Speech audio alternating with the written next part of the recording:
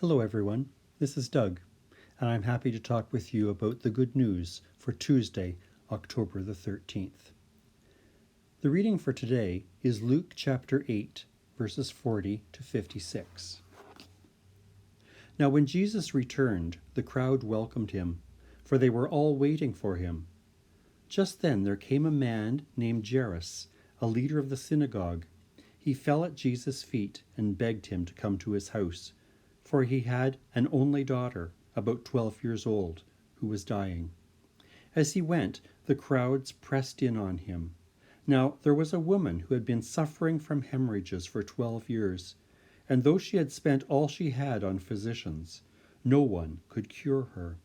She came up behind him and touched the fringe of his clothes, and immediately her hemorrhage stopped. Then Jesus asked, "Who touched me?" When all denied it, Peter said, "Master, the crowds surround you and press in on you." But Jesus said, "Someone touched me, for I noticed that power had gone out from me." When the woman saw that she could not remain hidden, she came trembling, and falling down before him, she declared in the presence of all the people why she had touched him, and how she had been immediately healed. He said to her, "Daughter, your faith has made you well. Go in peace." While he was still speaking, someone came from the leader's house to say, "Your daughter is dead. Do not trouble the teacher any longer." When Jesus heard this, he replied, "Do not fear, only believe, and she will be saved." When he came to the house, he did not allow anyone to enter with him except Peter, John, and James, and the child's father and mother.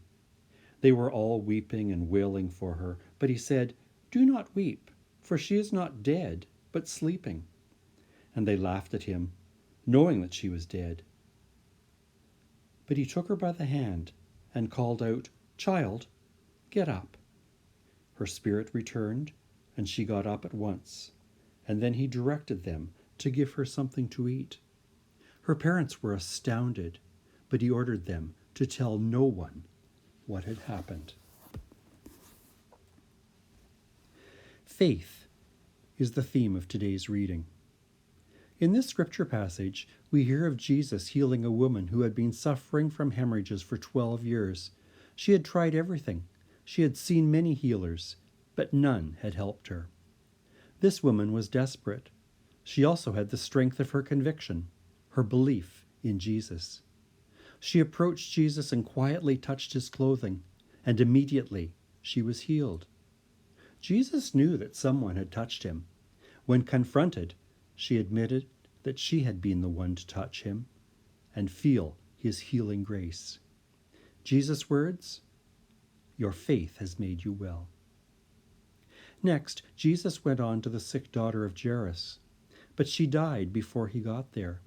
Everyone knew that she was dead, but Jesus said, "Only believe, and she will be saved." The astonishing thing was that Jesus told them to tell no one what he had done. These two episodes of healing are examples of faith in action. "Your faith has made you well," and "Only believe, and she will be saved." These two people had such faith. 2,000 years later, can we say the same? Some people might say desperate situations require desperate measures. Others might say, "What have you got to lose?" Regardless of their motivation, they believed and witnessed great things take place. Every example of healing is a study of faith. These were astonishing events. But just as astonishing is the fact that Jesus told them to tell no one what had happened. If it had been us, we would probably have wanted to shout this miracle from the rooftops. But Jesus wanted people to believe, not by what they saw, but by the faith that they had in a loving God. Do you remember, at another point in the Bible, when Thomas, and we often refer to him as Doubting Thomas, wanted to see the nail holes in the hands of Jesus before he would believe? He placed a condition on his faith. Jesus said that he needed to see these to believe, but asked how blessed would anyone be who believed without seeing these things. How far would we be willing to go in a similar situation? How great is our faith? I'd like to close by referring to a few verses of today's psalm, which is Psalm 5, which indicates the actions of faith. Let all who take refuge in you rejoice. Let them sing for joy. Spread your protection over them, so that those who love your name may exult in you. For you bless the righteous, O Lord. You cover them with favor, as with a shield. We need to examine our faith, and in doing so, come to know and trust in God. We need to understand how faith, hope, and love are linked together. Through faith, we can hope, knowing that we are loved.